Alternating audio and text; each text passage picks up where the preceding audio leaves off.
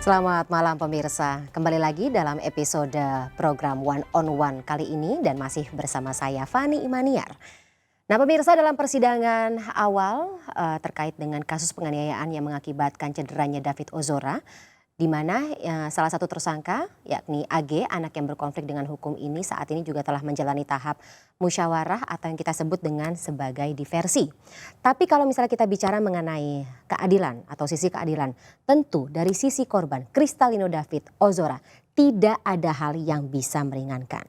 Para pelaku penganiayaan David Ozora ini sampai dengan saat ini juga masih berupaya untuk mendapatkan keringanan tersebut lewat restoratif justice. Nah, sementara itu pihak keluarga korban dikabarkan menolak damai dalam bentuk diversi ini. Pengadilan Negeri Jakarta Selatan Rabu siang menggelar sidang perdana dengan diawali diversi terhadap AG selaku anak berkonflik dengan hukum dalam perkara penganiayaan terhadap David Ozora. Forum diversi atau musyawarah mediasi atas kasus penganiayaan terhadap David Ozora dilakukan secara tertutup di ruang khusus mediasi. AG datang ke Pengadilan Negeri Jakarta Selatan sekitar pukul 9:20 dengan didampingi kuasa hukum serta keluarganya.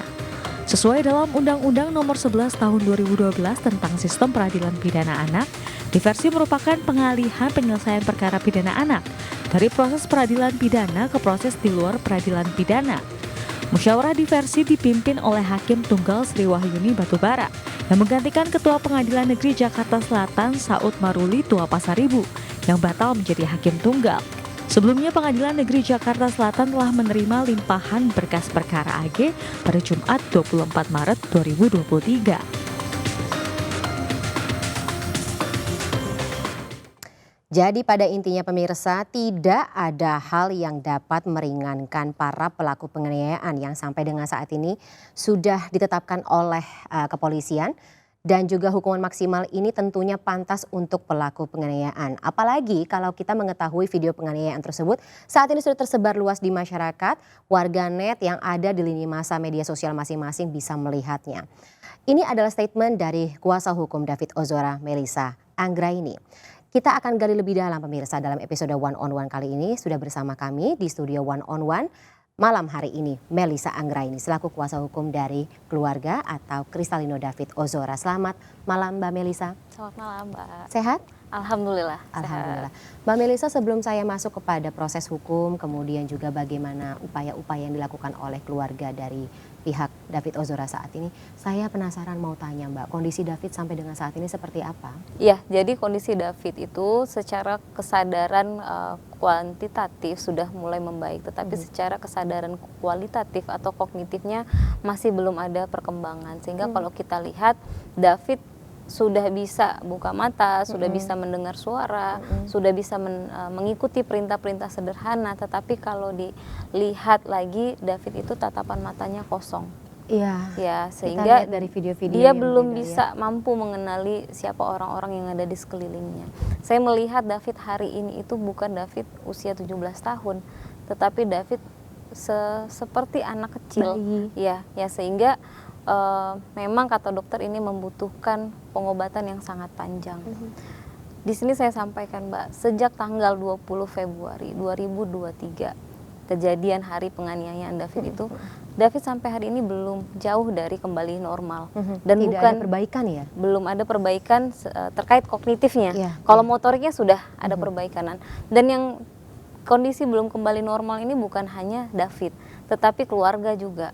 Keluarga juga menjadi tidak normal sejak tanggal 20 Februari 2023 itu. Orang tua setiap hari tanpa absen, satu hari pun mereka di rumah sakit. Eyang juga sekarang menemani. Bahkan adiknya David juga terkena dampak sehingga adiknya jauh dari Eyang, jauh dari ayah. Seperti itu. Jadi sampai hari ini semua berdampak terkait dengan penganiayaan yang dialami oleh dampak tersebut sangat masif dan tidak akan ada yang bisa mengubah itu untuk menjadi lebih baik ya saat ini ya Mbak Melisa. Makanya kita terus support semua upaya yang mau dilakukan oleh rumah sakit dan kita terus doakan mudah-mudahan dari sisi medis ada perkembangan-perkembangan mukjizat-mukjizat baru yang diberikan oleh Allah dan kita tetap kawal urusan-urusan hukumnya. Gitu. Kami sekali lagi ingin mengucapkan kami turut prihatin tentunya, tidak ada yang bisa menggambarkan begitu bagaimana perasaan keluarga tentunya melihat putra pertama, betul Putra ya? pertama satu-satunya. Putra satu-satunya yang diharapkan tentunya, kemudian juga kita juga mendengar kabar kan David kan selama ini adalah anak yang baik ya Mbak Melisa, berprestasi, jauh dari masalah, kemudian harus mengalami musibah. Ini ya bisa dikatakan musibah yang sangat berat begitu. Tidak ada yang menyangka dan tidak akan ada yang bisa ya, kita sekarang ujungnya bisa berharap kepada doa, kekuatan doa ya. Kita tidak akan berhenti berdoa sampai kondisi David sebaik yang sedia kala begitu. Tapi kalau boleh tahu, kalau kondisi keluarga sendiri sampai dengan saat ini Mbak Melisa, untuk Bapak, Bang Jola Tumahina betul ya? Bagaimana saat ini? Saya melihat Jo itu sosok ayah yang sangat kuat, sangat sabar menghadapi situasi ini, karena rasanya kalau kita yang jadi orang tuanya David nggak tahu akan berbuat apa, tapi dia bisa meletakkan fokusnya. Oke, saat ini dia benar-benar fokus kepada kesehatan David dulu. Dia serahkan urusan hukum kepada sahabat-sahabatnya yang mengurusi itu, dan urusan-urusan pekerjaan dia lepas dulu. Dia benar-benar orang yang tahu meletakkan prioritas yang mana, sehingga saat ini dia fokus kepada David. Tetapi kalau ditanya bagaimana hatinya, ditanya bagaimana emosinya, saya sampai hari ini tidak pernah membayangkan bisa melihat seorang Jo serapuh itu. Nah, pertama kali kita melihat pada saat David masuk ke ruang ICU. Gitu. Dan juga mengubah pribadi Bapak David ya sepenuhnya seperti itu, tidak seperti atau tidak sesemangat seperti sedia kala. Karena sosok Jo itu yang kita kenal kan ceria, dia yang menghangatkan suasana, tahu. Tapi situasinya di rumah sakit kan naik turun. Satu hari kita melihat David bisa memberikan respon yang luar biasa. Hanya 2 kedipan mata udah membesarkan hati keluarga. Tapi di sisi lain besoknya dokter sampaikan kondisi ini sepertinya akan memberikan kemungkinan 2 hal. Penyembuhan yang panjang, yang mungkin panjang lama waktunya, atau kondisinya stuck di kondisi saat ini. Wah, itu drop lagi, orang tua drop lagi gitu. Mbak Melisa juga hampir setiap hari ya di rumah sakit melihat itu semuanya. Hampir setiap hari, tapi saya pribadi masuk ke ruang ICU kayak nggak lebih dari 3 kali deh. Karena nggak sanggup ya. Dan terakhir kali saya masuk ke ruang ICU itu David sudah tidak diikat tangan dan kakinya, tetapi kakinya David itu kan gerakannya masih agitatif, masih tidak terkendali, sehingga nendang sana sini dan tremornya kencang sekali. Itu pengaruh dari trauma pada kepala? Pengaruh trauma berat dan cedera otak parah tadi itu. Jadi saya juga tidak bisa membayangkan perasaan Mbak Melisa saat itu melihat. Pasti langsung nangis. Dan kemarin di media juga menyampaikan, wah sekarang David udah bisa berdiri 20 menit. Berdiri iya bisa, tetapi bukan berdiri menggunakan kakinya sendiri, tetapi di terapi menggunakan tilting table. Alat tilting table itu tilting table itu, dan dia diposisikan berdiri lalu badannya diikat. Nah, itu dia cukup kesakitan beberapa kali menangis ada teriakan ya. Itu sakit sekali. Ya, kita ngelihat reaksinya begitu gitu. Itu kalau boleh tahu sistem atau mekanisme tilting table itu adalah salah satu bentuk terapi. Bagian fisioterapi. Bagian fisioterapi yang dipusatkan untuk dia bisa melatih otot-ototnya kembali. Karena 1 bulan lebih David di ruang ICU kan sama sekali tidak dipakai bergerak. Nah, begitu masuk di ruang ICU saya sempat tanya ke perawatnya, Mbak, ini kenapa ya masanya David mengecilnya jauh sekali begitu. Terus perawatnya sampaikan karena tidak dipakai bergerak, otot jadi mengecil, sehingga harus terus dilatih. Itu yang kita khawatirkan, karena memang makin lama makin mengecil begitu. Dan ini bisa berdampak pada kelumpuhan. Kalau misalnya tadinya ya ini kemungkinan terburuknya seperti itu ya. Tentu kalau namanya otot tidak bisa digunakan gitu ya.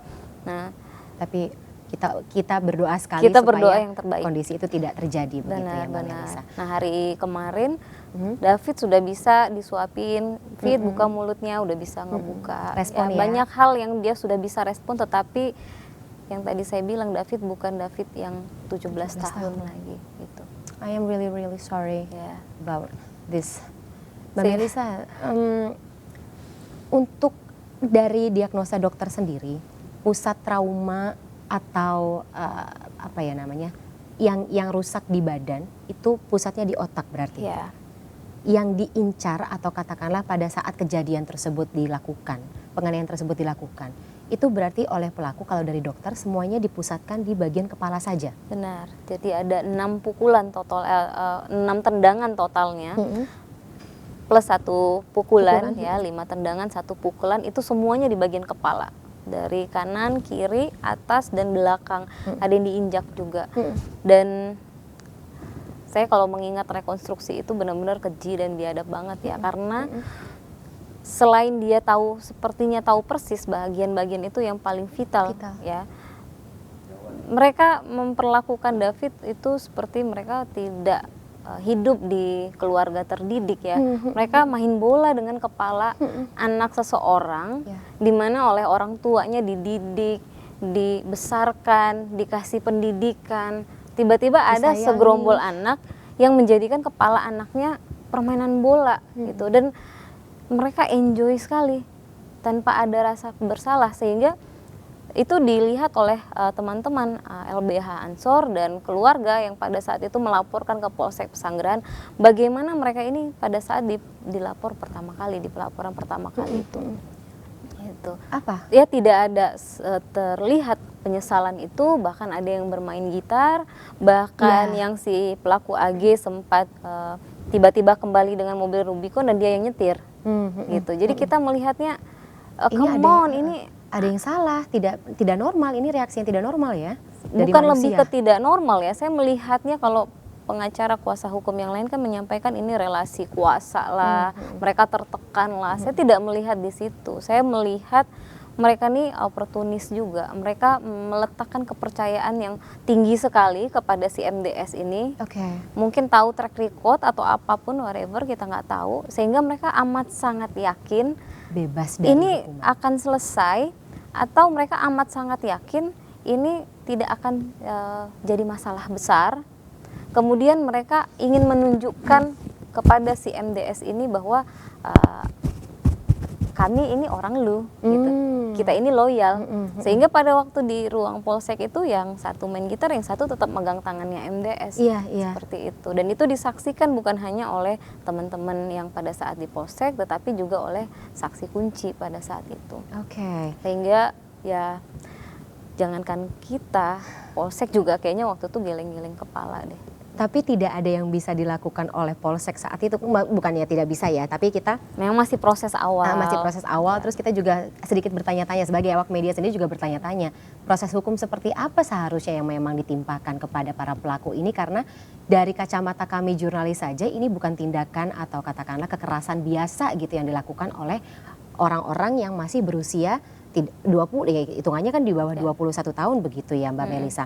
Tapi proses hukum masih tetap akan berjalan dan tentunya kuasa hukum sendiri tetap akan berusaha sebaik-baiknya agar proses hukum ini akan menimbulkan tidak hanya menimbulkan efek jera, tapi juga keadilan yang seadil-adilnya seperti itu. Tapi kita gali di segmen berikutnya Mbak Melisa ya. Pemirsa One on One akan jeda sesaat, tetaplah bersama kami.